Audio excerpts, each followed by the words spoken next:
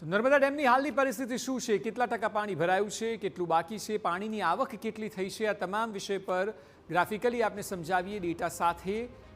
તો નર્મદા ડેમમાં 70% જેટલો પાણીનો સંગ્રહ થયો છે। જ્યારે વરસાદ નહોતો પડ્યો ત્યારે આ ટકાવારી ખૂબ ઓછી હતી, પરંતુ છેલ્લા ઘણા દિવસ સુધી જે પ્રકારે વરસાદ વરસ્યો છે તેનાથી સ્વાભાવિક ગુજરાતની જીવાદોરી સમાન સરદાર સરોવર ડેમમાં પાણીનો સંગ્રહ સતત વધી રહ્યો છે। સાથે જ હાલનું જે જળસ્તર છે એ 128.72 મીટરે પહોંચ્યું છે। હજુ સિઝન વરસાદની આખી લગભગ 2 મહિના જેટલી બાકી છે અને આ જળસ્તરમાં પણ વધારો થશે। ડેમની મહત્તમ જળ સપાટી 138.68 મીટર છે, એટલે આ જળસ્તર એ મહત્તમ છે। પરંતુ હાલ જે પ્રકારે વરસાદ અને ઉપરવાસમાંથી પાણી આવી રહ્યું છે તેને જોતા ટકાવારી વધશે, એટલે જળસ્તર હાલનું જે છે તેનાથી પણ ઉપર જશે।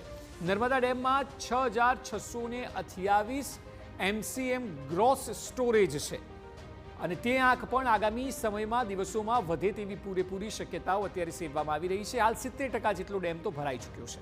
ડેમમાં પાણીની આવક જે છે તે 28,321 ક્યુસેક થઈ છે, એટલે આ સ્તર આગળ સ્વાભાવિક છે કે પાણી આગળ પણ જાવક પણ થાય। આવક જે પ્રકારે થઈ રહી છે તે બતાવે છે કે પાણીનો સંગ્રહ આવનારા સમયમાં વધવાનો છે અને એટલા માટે ખેતીલાયક પીવાલાયક પાણીનું મોટે ભાગે જે તકલીફ છે તે આવનારા સમયમાં દૂર થઈ શકે છે, જે પ્રકારે પાણીનું જળસ્તર હાલ વધી રહ્યું છે।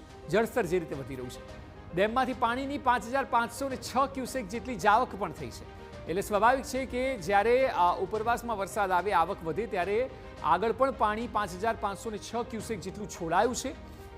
આ સ્થિતિમાં પણ અત્યારે 70% જેટલો ડેમ ભરાયેલો